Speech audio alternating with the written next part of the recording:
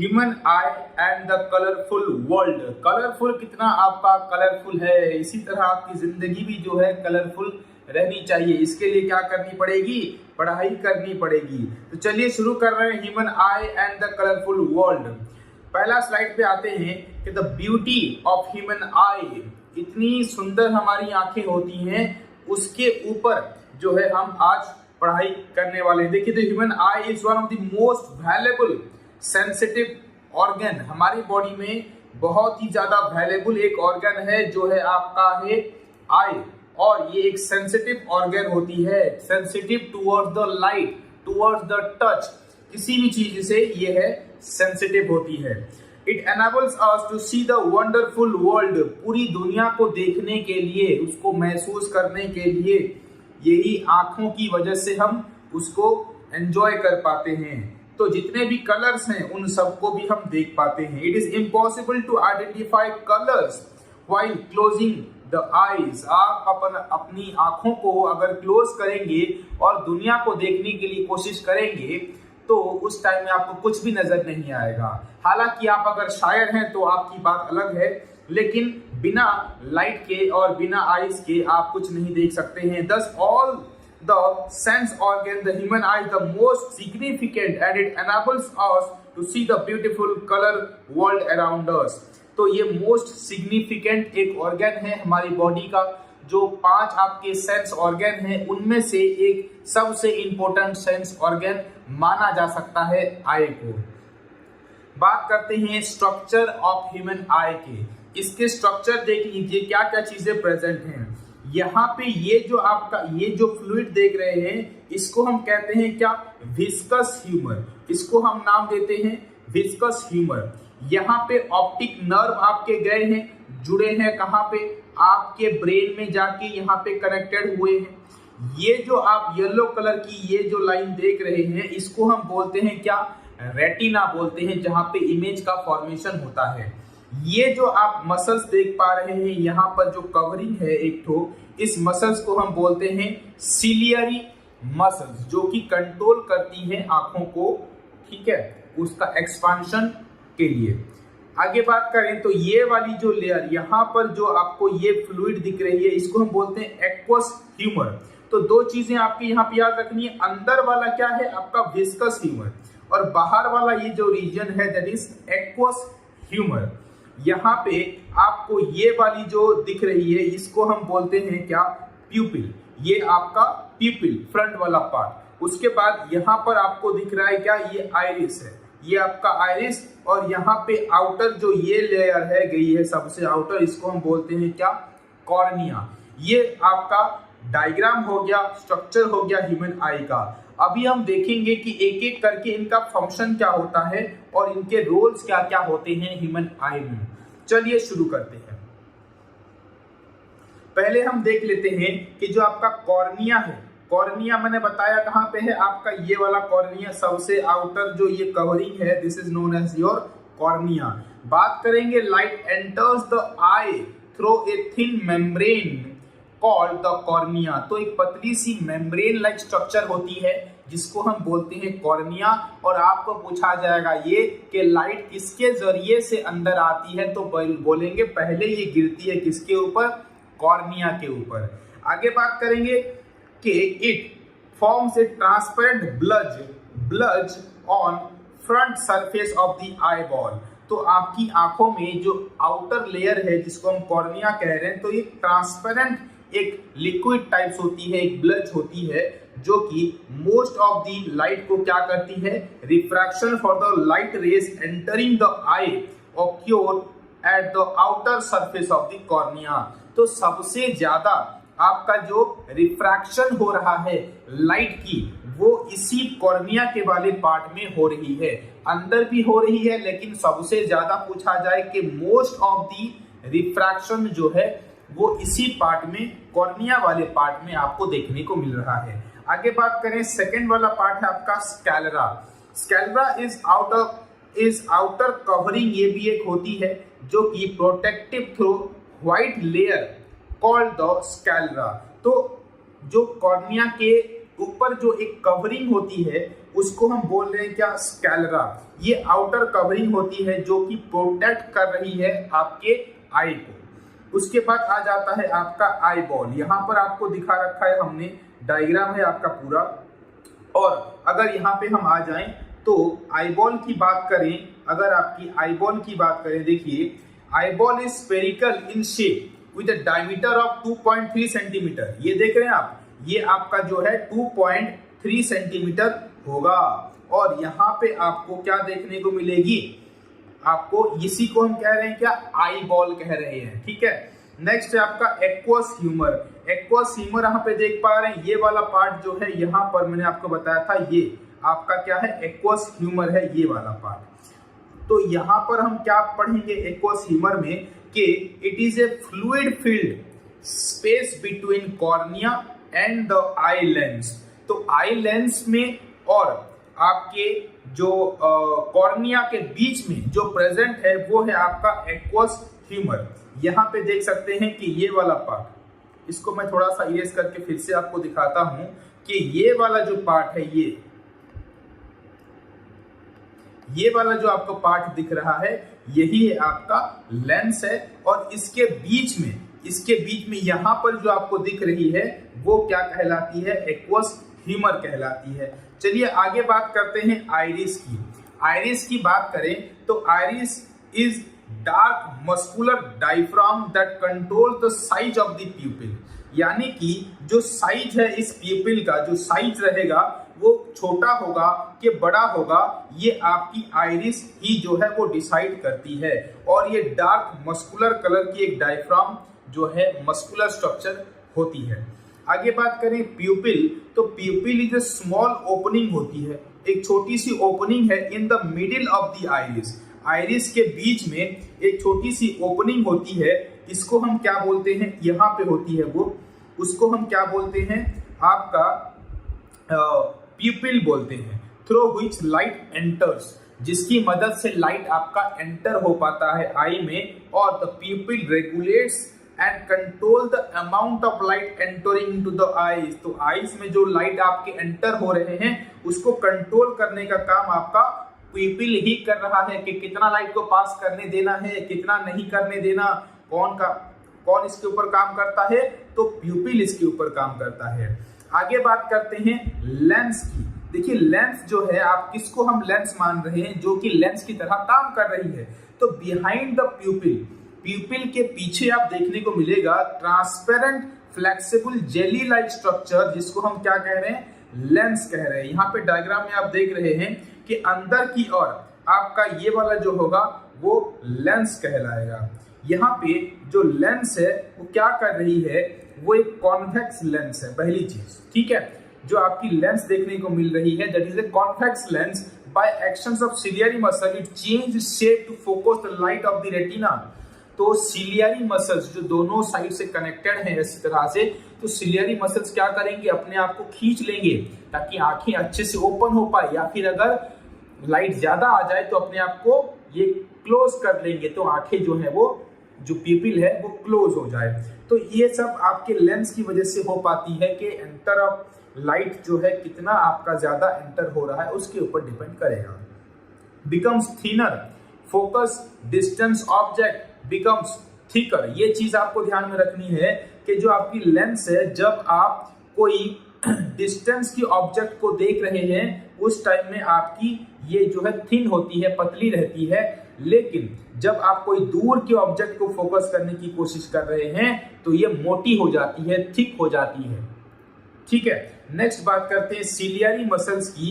तो it is capable of modifying the curvature of the lens and therefore affecting the focal length of the lens. आपने light chapter में पढ़ रखा होगा कि कर्वेचर क्या है और फोकल लेंथ ऑफ लेंस हम किसको कहते हैं। तो इन सब को ये मॉडिफाई करने का काम कराता है, कर्वेचर को मॉडिफाई करता है, डिस्टेंस को चेंज करता है, और फोकल लेंथ को इंक्रीज और डिक्रीज कराने का काम जो है आपकी सिलियरी मसल्स करती है।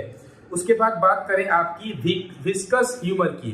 विस्कस ह्यूमर एक फ्लूइड लाइक सब्सटेंस होती है जो कि fill the eye between the lens and the retina, और रेटिना और लेंस के बीच में ये आपकी प्रेजेंट है। इस चीज को ध्यान में रखना है, कौन से किसके बीच में कौन प्रेजेंट है, रेटिना और लेंस के बीच में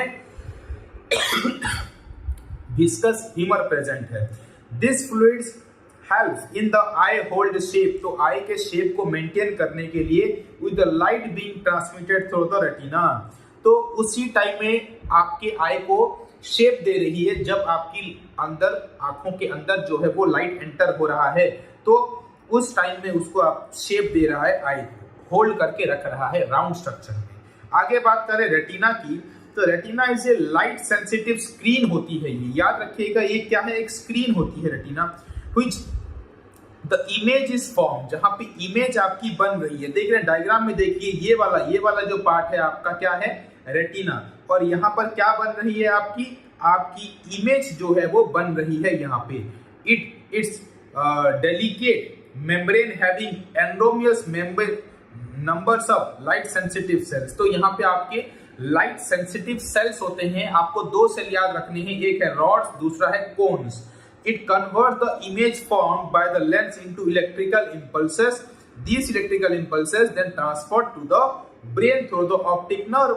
यानी कि जो यहाँ पर प्रेजेंट होंगे कुछ सेल्स होंगे यहाँ पर, वो सेल्स क्या करेंगे, लाइट को कैप्चर करके इसी नर्व, ऑप्टिक नर्व के जरिए से ब्रेन तक जो है इंफॉर्मेशन को सेंड कर दिया जाएगा। तो ये काम जो है आपका रेटिना कर रहा है, इमेज फॉर्मेशन किया और इमेज फॉर्मेशन से यहाँ पे आपके दो सेल्स मिलेंगे, एक का नाम है कॉन्स, दूसरा नाम है आपका कोन्स एक है और दूसरा है रॉड। ये चीज आपको ध्यान में रखनी है। ऑप्टिक नर्व की अगर बात करें तो these are the nerve which takes the image into the brain form the electrical signal, तो यही इलेक्ट्रिकल सिग्नल को जो है ब्रेन को भेजने का काम आपका नर्व सेल यहाँ पर कर रहा होता है। आगे बात करते हैं कि हाउ प्यूपिल वर्क्स, प्यूपिल की बात करते हैं कि ये काम कैसे करता है।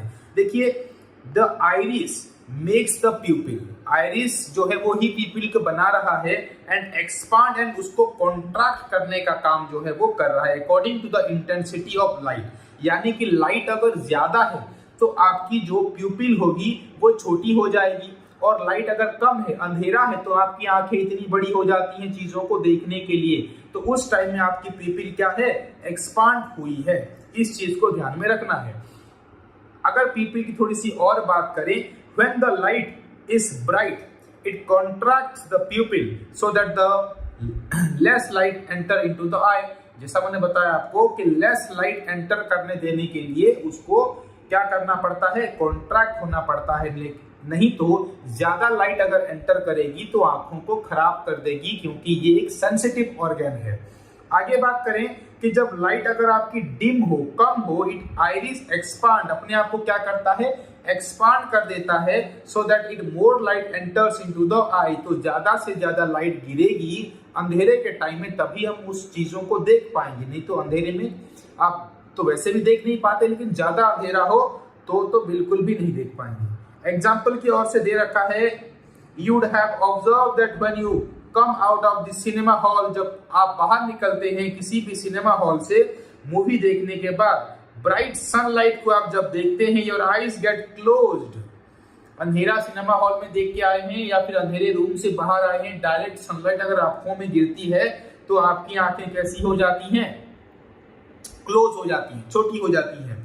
And when you enter the hall after the bright light you are able to see, but after some time you are able to see, तो कुछ टाइम के बाद सडनली जब आप अंधेरे में जाते हैं तो चीजों को देख नहीं पाते हैं, समझ रहे हैं, तो उस टाइम में भी आंखों को बड़ा होना पड़ता है, धीरे धीरे करके होती है ये चीज, तब जाके आप जो है अंधेरे में भी थोड़ा बहुत देखना चालू कर देते हैं। और इसके पीछे किसका हाथ है, तो आप बोलेंगे सर इसके पीछे प्यूपिल, ये आपका डायग्राम है, प्यूपिल का हाथ होता है, ये चीज जो है छोटी बड़ी हो जाती है, समझ रहे हैं।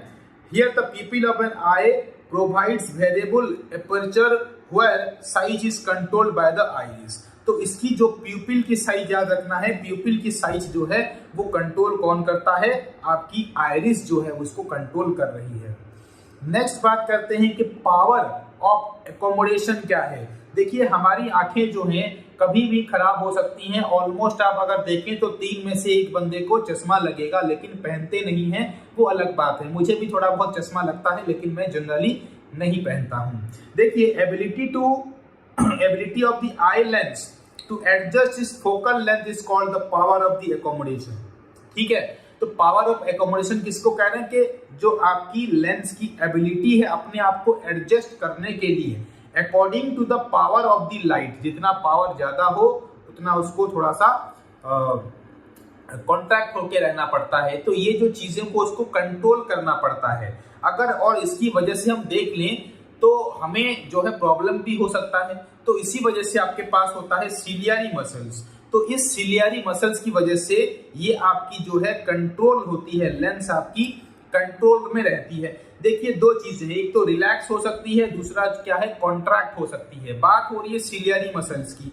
तो सिलियरी मसल जब रिलैक्स होता है तो उस टाइम में देखिए eye lens become the thin. तो उस टाइम आई लेंस क्या हो जाती है, थिन हो जाती है जब ये रिलैक्स है। और इंक्रीज द फोकल लेंथ आपकी इंक्रीज हो जाएगी। साथ ही साथ enables to see the distance object clearly, यानी कि दूर की चीजों को तब हम देख सकते हैं जब हमारी आंखें कैसी हो, रिलैक्स हो। आंखों में बात हो रही है सिलियरी मसल्स की। अगर हम सिलियरी मसल्स को कॉन्ट्रैक्ट कर दें तो उस टाइम में the eye lens become thick. आपकी आई लेंस कैसी हो जाएगी, थिक हो जाएगी, मोटी हो जाएगी। And decrease the focal length, जो आपको याद रखना है फोकल लेंथ डिक्रीज कब हो जाएगी, जब आंखें आपकी कॉन्ट्रैक्ट हो जाएंगी, यानी कि सिलियरी मसल्स कॉन्ट्रैक्ट हो जाएगा तब। एंड उस टाइम में enable us to see nearby object clearly, पास की चीजों को आप क्लियरली देख सकते हैं। और दूर की चीजों को कब देख पाएंगे, जब आपकी जो है मसल्स रिलैक्स होगी, सिलियरी मसल्स। नेक्स्ट बात करते हैं defects of vision and their correction. तो किस तरह से आंखों की अगर विजन में कोई आपकी कमी आ जाती है, कोई प्रॉब्लम होती है, डिजीज होती है, तो क्यों होती है और उसका जो है सॉल्यूशन क्या हो सकता है, उसको कैसे ठीक किया जा सकता है, उसके ऊपर डिस्कस करते हैं।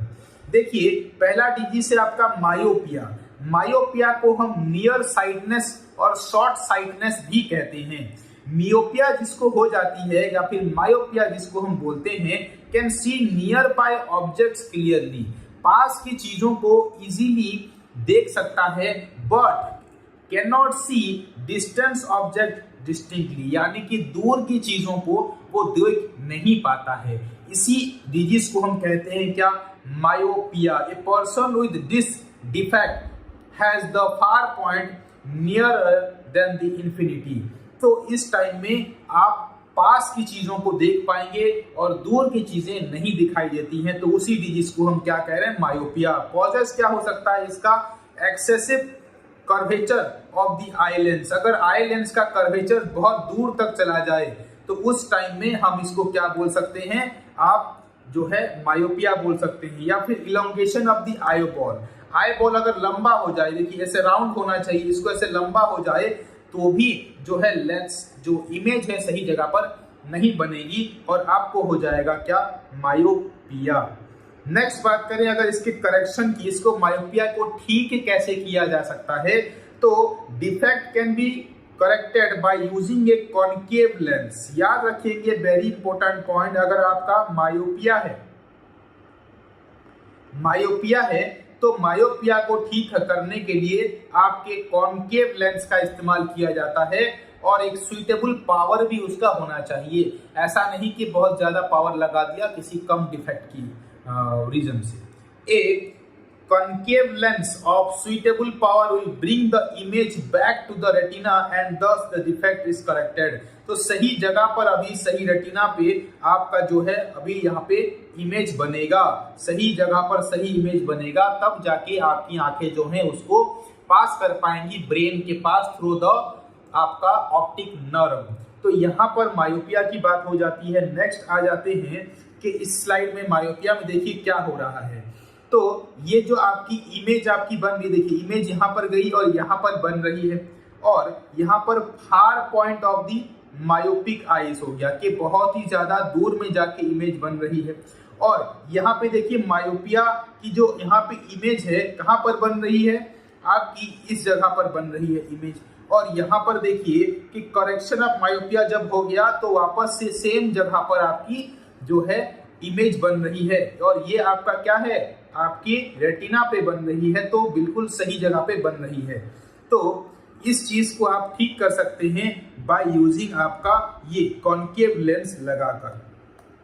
आगे बात करते हैं कि हाइपरमेट्रोपिया क्या होता है। देखिए हाइपरमेट्रोपिया में क्या हो रही है, उससे पहले ठीक है हाइपरमेट्रोपिया पे आ जाते हैं। फार साइटनेस और लॉन्ग साइटनेस इसको हम बोलते हैं, यानी कि ये पर्सन हाइपरमेट्रोपिया अगर किसी को हुआ है तो वो क्या कर सकता है, can see distance object clearly, दूर की चीजों को इजीली देख सकता है, but cannot see nearby object distinctly, पास की चीजों को देख नहीं पाता है।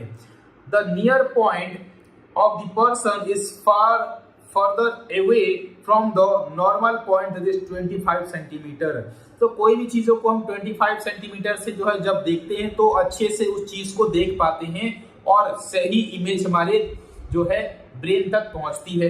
लेकिन अगर ये पास में हो जाए तो उस टाइम में हमें हो जाती है दिक्कत, और उसको हम कहते हैं क्या, हाइपरमेट्रोपिया, जहां पर डिस्टेंस ऑब्जेक्ट को तो आप देख सकते हैं लेकिन पास वाले ऑब्जेक्ट को आप नहीं देख पाते हैं। तो कॉजेस इसको क्या है, देखिए the focal length of the eye lens is too long. अगर फोकल लेंथ जो है वो लॉन्ग दूर तक हो जाए तो उस टाइम में आप इसको नहीं देख पाएंगे।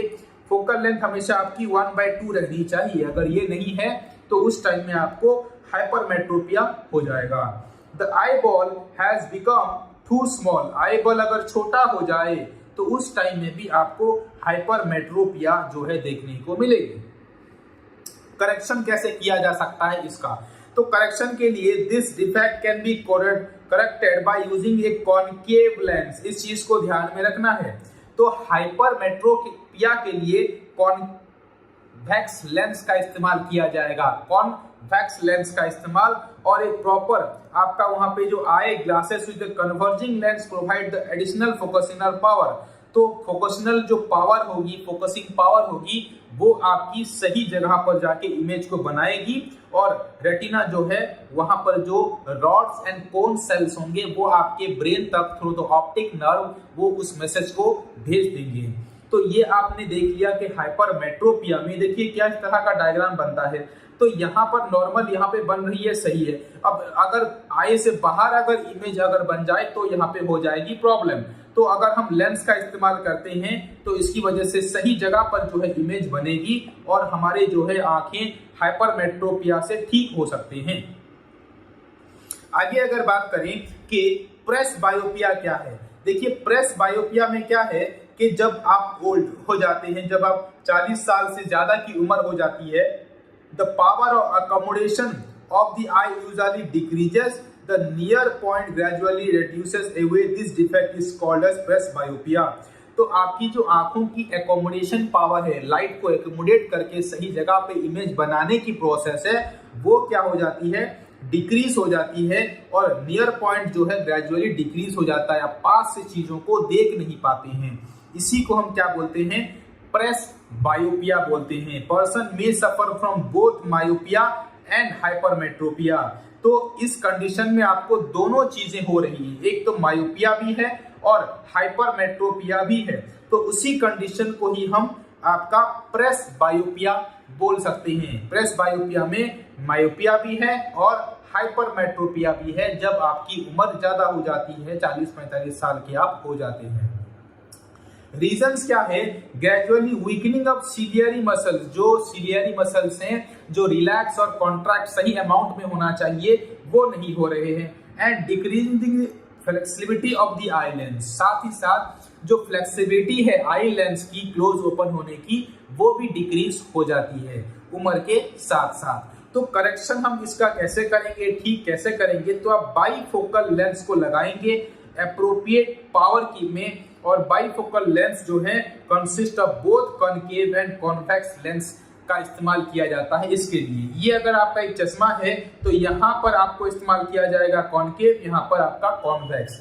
तो इस तरह से एक ग्लास का आप इस्तेमाल कर सकते हैं, इसको हम बोलते हैं क्या, बाईफोकल लेंस हम इसको बोलते हैं और इसको इस्तेमाल किया जाता है प्रेस बायोपिया डिजीज के लिए। आगे बात करते हैं, एक डिजीज है जिसको हम बोलते हैं क्या, कैटरैक्ट डिजीज।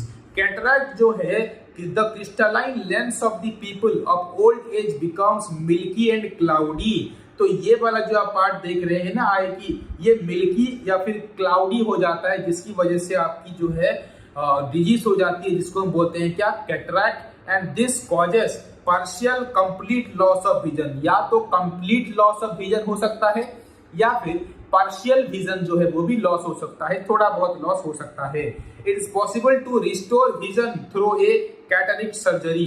तो आपको अगर इस तरह की जो है कैटरेक्ट डिजीज हुई है तो इसको आप ऑपरेशन से और फिर सर्जरी से जो है आप ठीक किया जा सकता है, पूरी तरह आपके विजन को रिस्टोर किया जा सकता है। लेकिन शुरुआती स्टेज में इस चीज को आप कर सकते हैं, देर हो जाए तो फिर दिक्कत हो सकती है। आगे बात करते हैं कि refraction of light through a prism. आपने जो है प्रिज्म देखा होगा कि इस तरह का एक ट्रायंगल होता है, इसको हम बोलते हैं प्रिज्म। ये बना हुआ होता है आपके ट्रांसपेरेंट ग्लास से बना हुआ होता है जो कि ट्रांसपेरेंट है।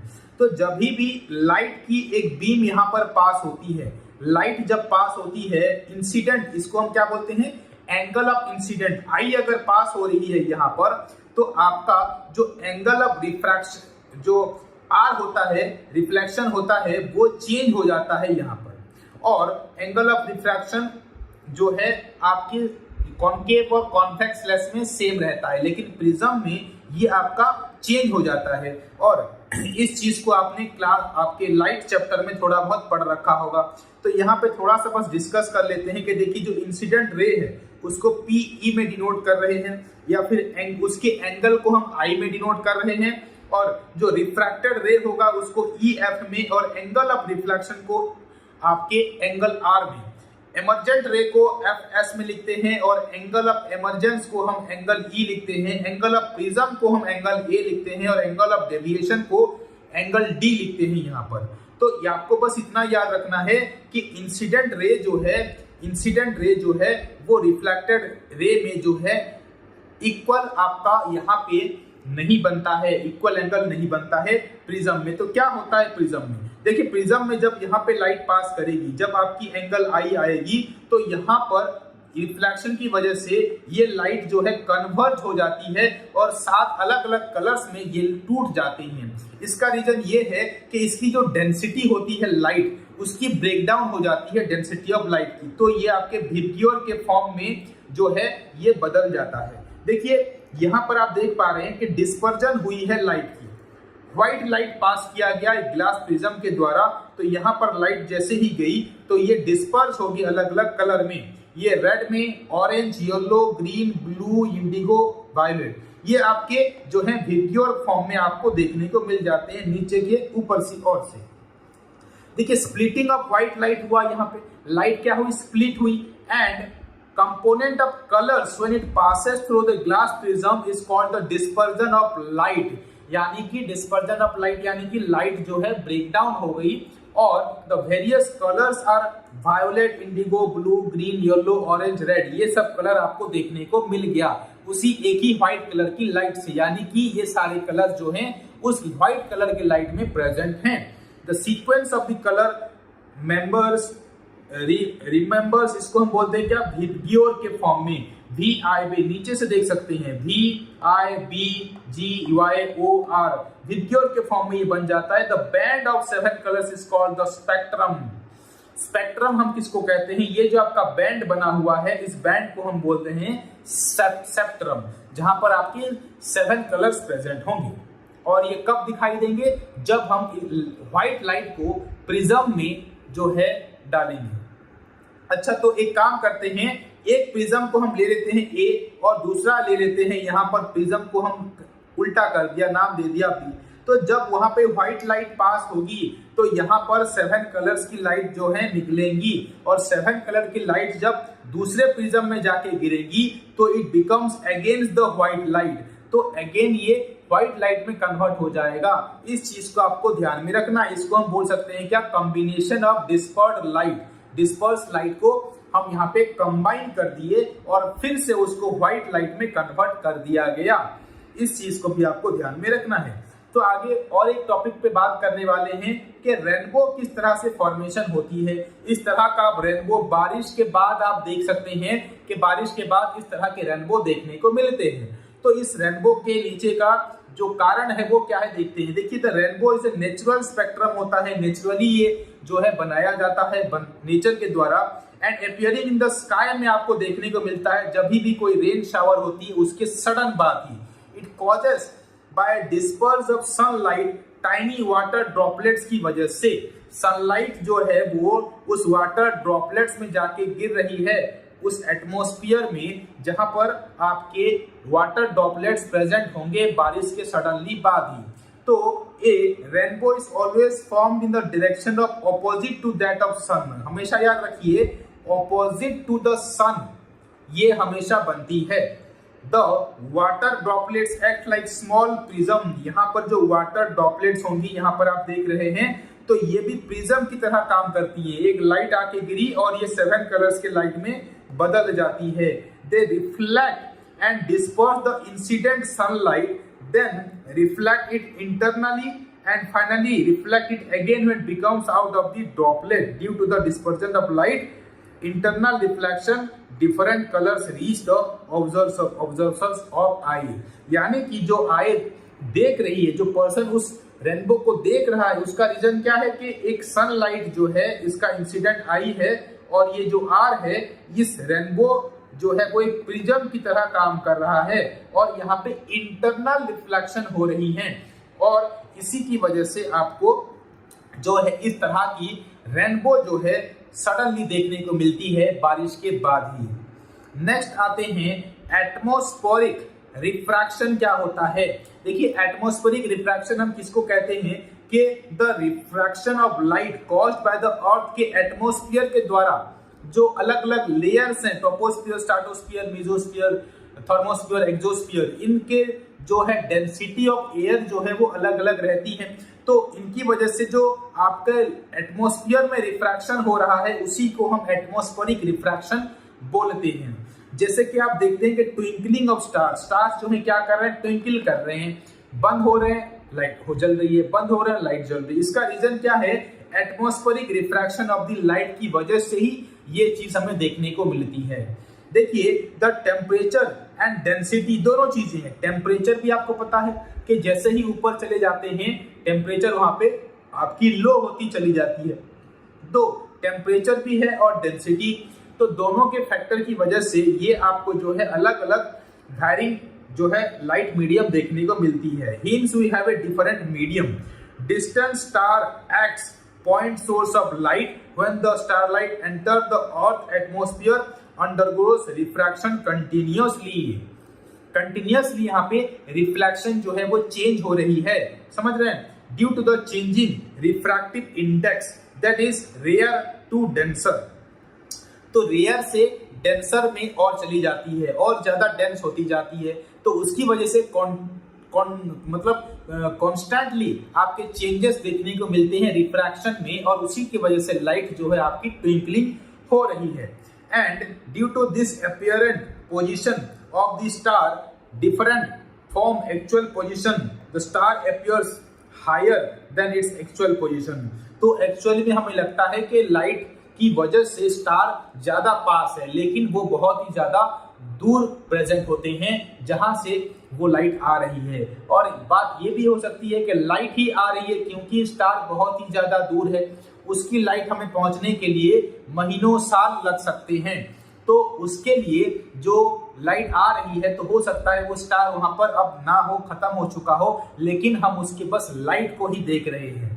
आगे बात करते हैं कि जो एटमॉस्फेरिक रिफ्रैक्शन में जो ट्विंकलिंग हो रही है वो किसकी वजह से। देखिए, आप यहाँ पे खड़े हैं, आप जो भी स्टार्स देख रहे हैं, यहाँ पर जो स्टार्स देख रहे हैं वो भीतर इस तरह से जा रहा है। देखिए, अगर आप यहाँ पे स्टार प्रेजेंट है, ऐसे ऐसे मतलब ऐसे नहीं कि सीधा चला गया, आपने ऐसे ऐसे करके लाइट मुड़ मुड़ के आपके स्टार्स को देख पा रहे हैं, जिसकी वजह से जो है आपको ट्विंकलिंग देखने को मिल रही है। सीधे स्टार को ऐसे क्यों नहीं देख सकते हैं? क्योंकि हमारी जो लाइट आ रही है यहाँ से ऐसे ऐसे करके चेंज होते हुए मीडियम को चेंज करते करते आ रही है, तो हमें जो है इसी रीजन से ये चीज देखने को मिलती है। आगे बात करते हैं कि advance sunrise and delay sunset. सबसे पहले सनराइज कहां पर होती है, ये मेरे लिए आपके लिए एक सवाल है। बताइएगा कि इंडिया में सबसे पहले सनराइज कहां पे होती है और सनसेट कहां पे होता है इंडिया में। देखिए बात करें, actual sunrise happen when the sun is below the horizon of the morning, यानी मॉर्निंग जब सुबह सनराइज हो रही है तो हॉरिजन से नीचे की ओर ये प्रेजेंट है, बिलो प्रेजेंट है। तो यहाँ पर अगर आपका अर्थ है तो यहाँ पे अगर ये है तो यहाँ पे आपकी नीचे की ओर प्रेजेंट होगी सन, ठीक है। Now the rays of the light from the sun below horizon reach our eyes, refraction of the light. तो यहाँ पर हो रही है रिफ्रैक्शन ऑफ द लाइट, जिसकी वजह से मैं यहाँ पे खड़ा हूँ और इस लाइट को मैं जो है देख पा रहा हूँ। Similarly the sun can be seen about 2 minutes after the actual sunset. तो इसी तरह सन भी जो है जब हमारी इस सनसेट जब हो रही है, सनसेट जब हो गई इस जगह पर, तो उस टाइम में भी 2 मिनट बाद तक भी हम उस सनसेट को देख पा रहे हैं। क्यों? क्योंकि यहाँ पर क्या हो रही है, रिफ्रैक्शन हो रही है लाइट की। तो यहाँ पर मैं खड़ा हूं तो इसको 2 मिनट बाद तक भी मैं देख सकता हूं।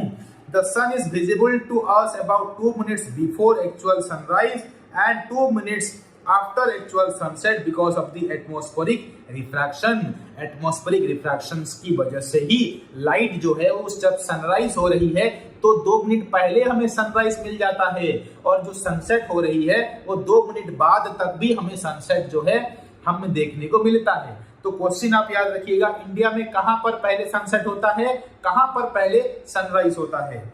आगे बात करते हैं, देखिए स्कैटरिंग ऑफ लाइट की बात करें तो scattering of light is the phenomena by a beam of light is directed in different direction interacting with the particles present in the medium. यानी कि उस मीडियम में, उस पार्टिकल्स में क्या क्या चीजें प्रेजेंट हैं और वो कितने लाइट को स्कैटर कर पा रहा है, उसी को हम क्या बोलते हैं, स्कैटरिंग ऑफ लाइट। लाइट जो है वो अलग अलग जो है तिरछी होकर जा रही है, उसी को हम बोल रहे हैं स्कैटरिंग ऑफ लाइट। देखिए एक चीज आपको याद रखना है यहाँ पर कि टिंडल इफेक्ट क्या होती है। देखिए Tyndall effect deals with the phenomena of scattering of light by the colloidal particles, यानी कि जो छोटे छोटे पार्टिकल्स हैं जो कोलाइड्स कर रहे हैं उनकी वजह से ही आपको टिंडल इफेक्ट देखने को मिलता है। When a fine light beam sunlight enters into a room, the particle present in the room becomes visible due to scattering of light on these particles। जो आप जैसे कि आप जो विंडोज के पास बैठे हुए हैं, सनलाइट विंडोज में आ रही है तो छोटे छोटे पार्टिकल्स आपको हवा में उड़ते हुए देखने को मिलते हैं। इसी तरह आप अगर दरवाजे के पास बैठे हैं, सनलाइट आके गिरी तो वहां पर आपको डस्ट पार्टिकल जैसे पार्टिकल जो है हर जगह देखने को मिल जाते हैं। इसका रीजन यही है, टिंडल इफेक्ट हम इसको बोलते हैं। तो लाइट की जो स्कैटरिंग हो रही है तो पार्टिकल्स कोलाइड हो रहे हैं, उस टाइम में ये चीज आपको देखने को मिलेगी। When the sunlight passes through a canopy, a dense forest, tiny water droplets in the midst of scattering light। इसी तरह जब आप जाते हैं फॉरेस्ट में तो फॉरेस्ट में एक लाइट जब गिर रही होती है पेड़ों के बीच में, या फिर वाटर ड्रॉपलेट्स आपको वहां पे जब देखने को मिलेंगे तो उसको आप बोलते हैं क्या, टिंडल इफेक्ट बोलते हैं।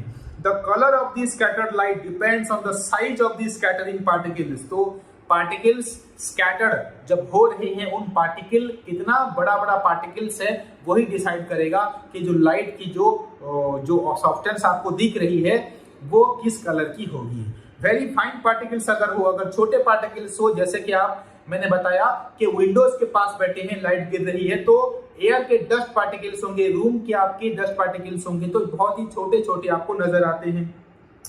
Many blue light while the particles large scattered light of longer wavelength.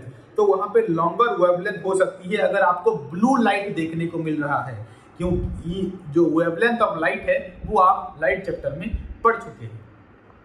If the size of the scattering particle is large enough, then the scattered light may be even whiter भी वो हो सकता है depending on the size of the object. तो जब आप देखिए window के बाहर बैठे हुए हैं तो इस तरह से आपको लाइट देखने को मिलती है। तो यहाँ पर डस्ट पार्टिकल, रूम में जो डस्ट होंगे वहां पर आपको देखने को मिल जाते हैं। ये आपके जंगल में जो बीच में लाइट आके गिर रही है तो यहाँ पे वाटर ड्रॉपलेट्स वगैरह होते हैं, तो वहां पर वो चीज आपको देखने को मिलती है। इसी फिनोमिना को हम क्या बोलते हैं आपका, इसी को हम कह रहे हैं आपकी स्कैटरिंग ऑफ लाइट, और टिंडल इफेक्ट इसी के अंदर आपका आता है। नेक्स्ट बात करते हैं, why is the colour of the sky is blue. Sky का कलर ब्लू क्यों होता है, क्या ये सच में ब्लू है? चलिए देखते हैं। Molecules of the air and other fine particles जो होंगे एटमॉस्फेयर में हैव साइज स्मॉलर, छोटे छोटे साइज के होते हैं, और देन द वेवलेंथ भी उनका क्या होता है, विजिबल लाइट होता है। These are more effective in scattering the light of the shorter wavelength के लाइट को ये इजीली रिफ्लेक्ट कर देते हैं। किसको? शॉर्ट वेवलेंथ वाली लाइट को। At the blue and then light of longer wavelength is red. तो आपकी जो शॉर्ट वेवलेंथ ऑफ लाइट होती है वो आपको ब्लू कलर की दिखाई देती है, और जो लॉन्गर वेवलेंथ की लाइट होती है वो आपको रेड कलर की दिखाई देती है। When the sun light passes through the atmosphere, the fine particles in the air scatter the blue color more strongly than the red। तो वहां पर क्या हो रही है, ब्लू कलर को ज्यादा शॉर्ट लेंथ होने की वजह से उसको जल्दी से एयर जो है स्कैटर्ड कर दे रही है, उसकी वजह से हमें यहाँ पर ब्लू कलर जो है देखने को मिल रहा है। The scattered blue light enters into our eye, then if the earth had no atmosphere there would not have been any scattering, then the sky would have looked dark। अगर ये आपकी स्काई नहीं होती तो आपको जो आपकी जो एटमॉस्फेयर अगर नहीं होती तो आपकी जो स्काई है वो आपको डार्क कलर की देखने को मिलती। तो एटमॉस्फेयर की वजह से ही आपको स्काई जो है वो ब्लू कलर का दिखाई दे रहा है, क्योंकि शॉर्ट वेवलेंथ ऑफ लाइट वहां पर गिर रही है और सन जो है उसको ब्लू कलर में उसको रिफ्लेक्ट करा दे रहा है। नेक्स्ट देखिए, यहाँ पे आप देख पा रहे हैं कि इस तरह से आपका यहाँ पे अर्थ है और यहाँ पे सन है। आपकी सन से इंसिडेंट लाइट आ रही है और यहाँ पे डायरेक्ट सनलाइट आपके अर्थ में गिर रही है, और ये आपका एटमॉस्फेयर है तो अंदर ये आपका अर्थ प्रेजेंट है। इसी जगह पर एटमॉस्फेयर में क्या हो रहा है, ब्लू लाइट स्कैटर्ड हो रही है गैस मॉलिक्यूल्स और एटॉम्स की वजह से, और इसकी वजह से आपको लाइट जो यहाँ पर मिल रही है वो ब्लू कलर की देखने को मिल रही है स्काई में। तो ये वाला एरिया इसीलिए आपको स्काई कलर का बनाया हुआ है, ताकि आप समझ पाएं। तो ये आपका हो जाता है स्काई कलर और या फिर ब्लू कलर। आई होप कि आपको इस चैप्टर में बहुत सारी चीजें जानने को मिली होंगी, आपने लेक्चर को एंजॉय किया होगा। इसी तरह बने रहिए और इसी तरह के और वीडियोस आपके पास आते रहेंगे। धन्यवाद।